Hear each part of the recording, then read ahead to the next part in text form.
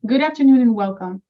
Thank you all for being here today and joining us for our presentation of Data in the Territories, Mind the Gaps.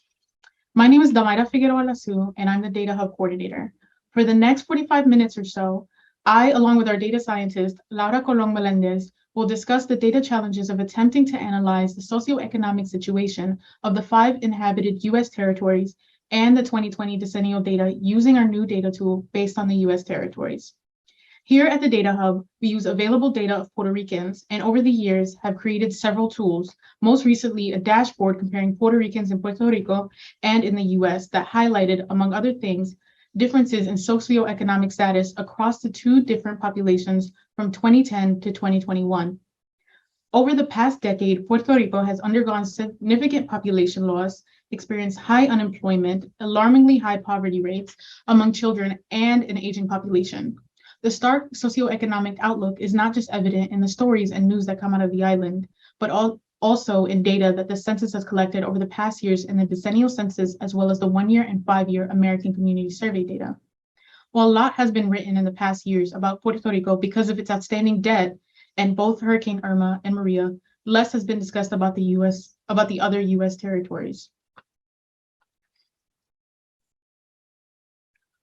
Our research into the other US territories has led to more questions than answers when attempting to see how the other territories were faring using the same measures used to analyze Puerto Rico's socioeconomic situation. We noted unequal data collection across the territories as well as its impact. We have been able to make socioeconomic observations for Puerto Rico because we have access to demographic data from the decennial census and 1-year and 5-year American Community Survey data. But Puerto Rico, as well as the rest of the US unincorporated territories, is not a part of all of the federal data collection done by the census. As shown in the table, Puerto Rico is not part of the current population survey. The problem is worse for the other US island area territories. Demographic data for Guam, United States Virgin Islands, Commonwealth of the Northern Mariana Islands, and American Samoa is collected only every 10 years in the decennial census for island areas. For example, if Puerto Rico and the island area territories were included in the current population survey, like all 50 US states and DC are, the effects of the COVID-19 pandemic on the population would have been better understood and quantified. Unequal data collection leads to unequal data representation, which exacerbates and promotes disparities and social inequality in these territories, as policymakers do not have the information they need to respond to the issues facing their population, as it does not exist.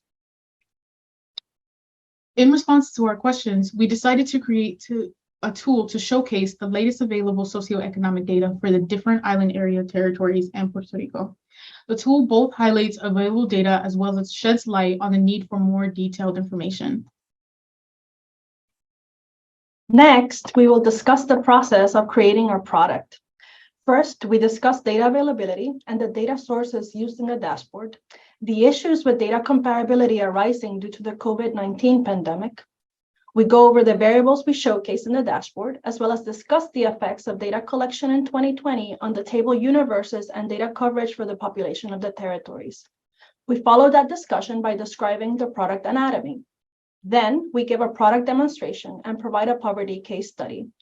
To conclude, we provide suggestions for data collection, as well as open up the floor to questions.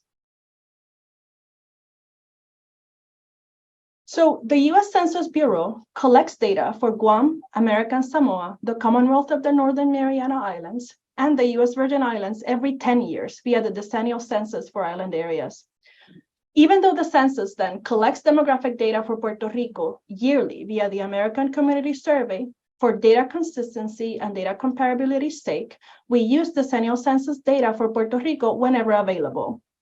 For 2000 and 2010, we use decennial census island area summary file data for each of the 4 island area territories and decennial census summary file data for Puerto Rico. For 2020, as no decennial census summary file data is publicly available yet, we use decennial census island area demographic profile tables for Guam, American Samoa, Northern Mariana Islands, and the Virgin Islands. For Puerto Rico, we use 5-year American Community Survey data, as well as the decennial census redistricting data files. When revising the available 2020 decennial census tables for the island areas, we noticed that the different territories had different table universes or populations. This has an effect on data comparability across time and territories.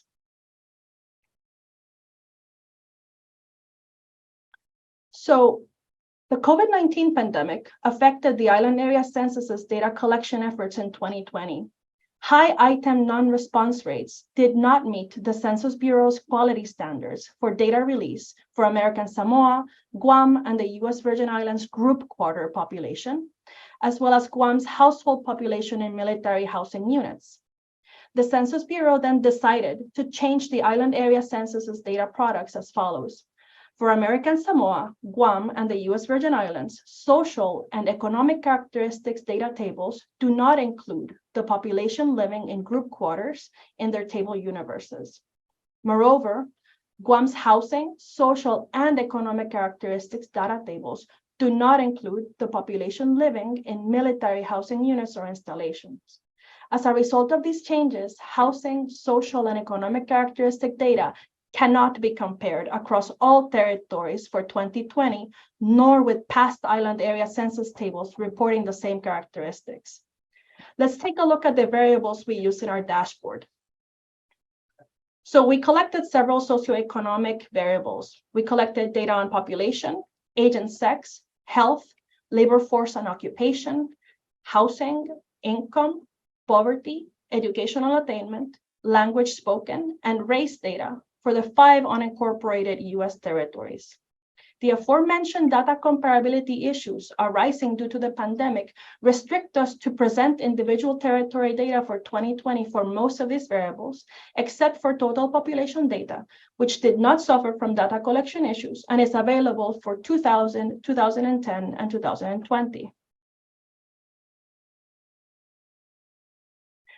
Let's do a little deeper dive into this table universe issue. So data collection issues, as I've mentioned before, resulted in different universes for the same variable for different territories. When we talk about a table or a variables universe, we're talking about what population is being described in that table or variable.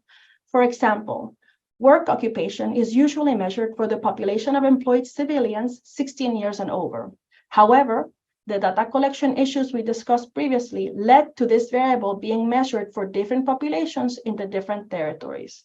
In Guam, work occupation, for example, was reported for the civilian employed population 16 years and over in households excluding military housing units, whereas in American Samoa and the US Virgin Islands, the population for which this variable was measured was the civilian employed population 16 years and over in households. For Puerto Rico and the Commonwealth of the Northern Mariana Islands, it was measured for the typical population of employed civilians 16 years and over. Another variable, health insurance coverage. It's reported for the civilian non-institutionalized population, that is, those people 16 years and age of older who are not inmates of an institution and are not on active duty of the armed forces.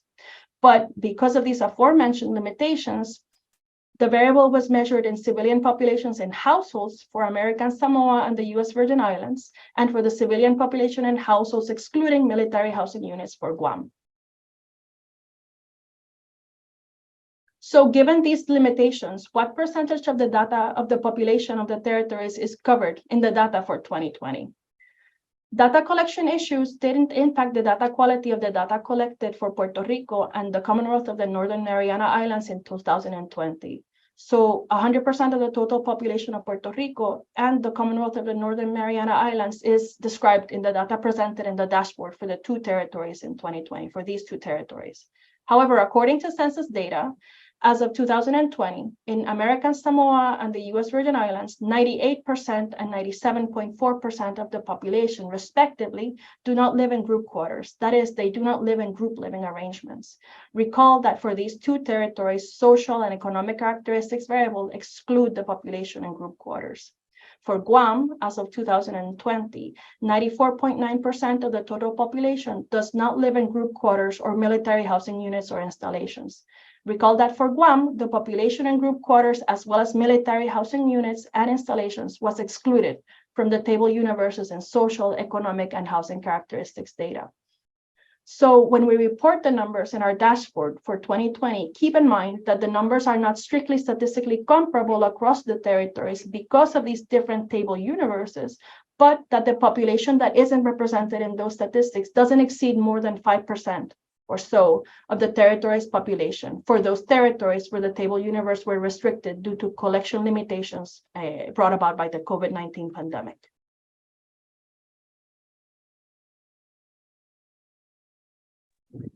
Now, on to discuss the anatomy of the product. There are 4 major parts of the dashboard. First, on the left, we have the categories in which you could select that will then change the data display on the right side. Except for the population tab, all other categories will have the data separated by each territory, which I will show later in the how-to demonstration. The third part, on the bottom left, you can click here to view the notes, data sources, and table universes Laura had mentioned prior for each variable by territory. Lastly, on the bottom right, you can share and/or download the data. When you click the download button, this box will appear with all these available options on how you would like to download the data. Now, on to our how-to demonstration. We will start by how to access the tool from the Centro website. We will hover over to the Centro amplifier in the left corner of the page and click the 3 lines. We will then head over to the research section and click Tools. We will now filter the tool type to Dashboard and scroll down to the U.S. Territories 2020 Decennial Census Data Dashboard and click Open Tool. And it should pop up. Here we are. Here we have the selected categories on the left, data display on the right, notes and data sources down here at the bottom left, and the data download share button on the bottom right. When clicking the notes and sources button, you can also view the table universes and search by variable. Now, let's refer back to our initial question of how the U.S. territories are faring as a whole, focusing on population loss and poverty status. Let's first go back to the population tab. Here we have a table of all 5 territories that include population from 2000, 2010, and 2020, as well as the percentage change between 2000 and 2010 and 2000 and 2020. We also have a map of where all 5 territories are located and a line graph of the population. Because Puerto Rico has a much greater population of 3 million compared to the other island areas of no more than 160,000, the other island areas appear flat. In order to see their population lines more clearly, you can filter here at the bottom right corner and deselect Puerto Rico. Now, let's circle back to the table.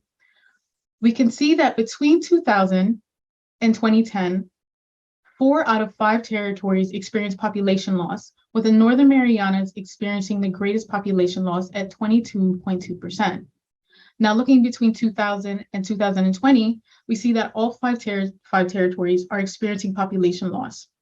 Although the Northern Mariana Islands have lost nearly a third of their population in the past 2 decades, it's important to note that American Samoa's population loss tripled and Puerto Rico and the U.S. Virgin Islands more than quadrupled.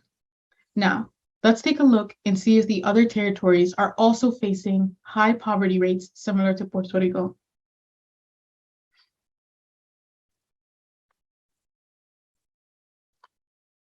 Please note that the discrepancies in the table universes, which Laura had mentioned, which are listed under the title, imply we cannot compare across all 5 territories for 2020.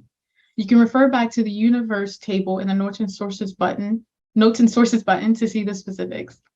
Now, looking at the poverty rates for the populations listed for each territory, we can see that each territory is experiencing high poverty rates regardless of their universe. Nearly half the children in the Northern Marianas are in poverty, while in Puerto Rico, it's more than half as well. In every territory, in each of the specific universes, more than 1/3 of the children are experiencing poverty. We can see a similar situation for female householders, no spouse with children, with 3 of the 5 territories of more than half of them in poverty. Now, early in our presentation, we had mentioned we created a dashboard comparing the Puerto Rican population in the US and in Puerto Rico. For creating that product, we used available American Community Survey data from 2010 to 2021. Here, we are able to track the changes within the last decade and see that despite a 2.1 decrease in the percentage change down below, the 2.1 decrease of children in poverty between 2010 and 2021, that still in 2021, over half of Puerto Rican children in Puerto Rico were in poverty. The availability of more frequent data for Puerto Rico by virtue of the territory being part of the American Community Survey enables us to assess how poverty, for example, has changed over the last decade in the island. However, we cannot do the same exercise for other unincorporated island territories due to the lack of data collection, which brings us to the final part of our presentation, our suggestions for census data collection of the territories. The United States Census Bureau should increase the data collection frequency for island area territories to ensure the availability of critical statistical data that can be used by policy stakeholders, among others, to address the pressing issues facing the territories. We propose that the census expand other major statistical surveys and programs, such as the Current Population Survey and American Community Survey, to include all U.S. territories, and that the territories obtain adequate funding to facilitate census operations and establish permanent U.S. Census offices in the island areas. We thank you for joining us, and we open the floor up to questions. Thank you. Thank you. So we have a question here asking, how long did this effort take? Do you see this project expanding? We took quite a bit, like about 2 months of, particularly the most of it was researching and making sure of the how could we collect as much data as possible in order to make the best overall between all 5 territories, as well as the rereading the documentation of the decennial census of the island areas to make sure that we were proper and accurate about the table universes. And we also see this expanding as including possibly the political affiliations, the political situations of each specific territory. One other thing is that by July of 2023, there will be more data available besides the demographic profiles for the island area territories of Guam, Northern Mariana Islands, U.S. Virgin Islands, and American Samoa. The data that will be available in July of 2023 is a demographic and housing characteristics file. And then as of August of 2022, there was still no determined date for the detailed cross tabulations for the island area. And for Puerto Rico. And in fact, the summary file for the 2020 decennial census is not out yet in the census.gov website. Another question is there anything that particularly surprised you when doing this research? And if more data becomes available, what would you like to dig deeper into?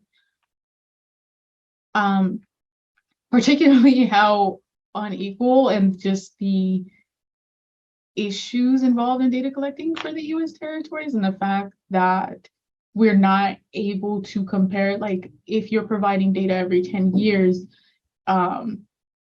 it's quite difficult. It's quite surprising to know that, by 2020, understanding of the pandemic, but that it leads to unequal data representation. Like it's just the extent of how the amount of issues that we found in the data collection was it was surprising. Yeah, the island area territories, as well as the 50 states and DC and Puerto Rico, are a part of the economic census that comes out in 2017, 2022, and in the years ending in 2 and 7. But the island area territories are not part of any other efforts. Just it seems there's a very large scarcity of data. I was surprised to see the high levels of poverty across all of the territories. In particular, that American Samoa has comparable levels of poverty than Puerto Rico, but that in Puerto Rico is one of these jurisdictions that has the most poverty overall. The second part is, if more data becomes available, what would you like to dig deeper into? I guess it depends on how we can, the comparison to what is available for Puerto Rico, we would have to see what is available to know what we would like to dig deeper into. For the second question, does the tool allow a comparison between the territories and the states of the US? Thank you for this great idea. Thank you. No, as we had mentioned before, because of the table universes, because of how the data collected, you can't really make a solid comparison between all 5 territories. I believe Laura had mentioned that you could compare the Northern Marianas to Puerto Rico because of the same table universes, but you cannot apply that to Guam, for example. She had mentioned before the percentages, in fact, of the population that was collected, that also needs to be taken into account. Yeah.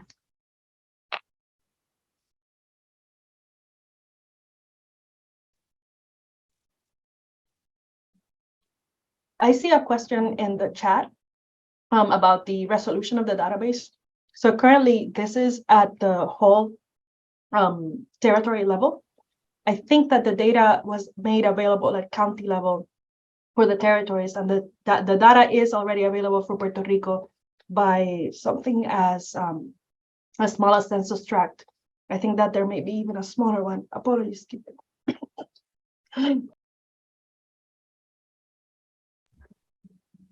But yeah, so you can access this information at a finer level, but the territories are so small already that there is, like, for example, if I am not mistaken, Guam may be its own county. Yes. We attempted to see maybe the population loss by county, similar to what we did for Puerto Rico. But like Laura had said, Guam was just Guam. We hope to soon start working on our race and ethnicity project.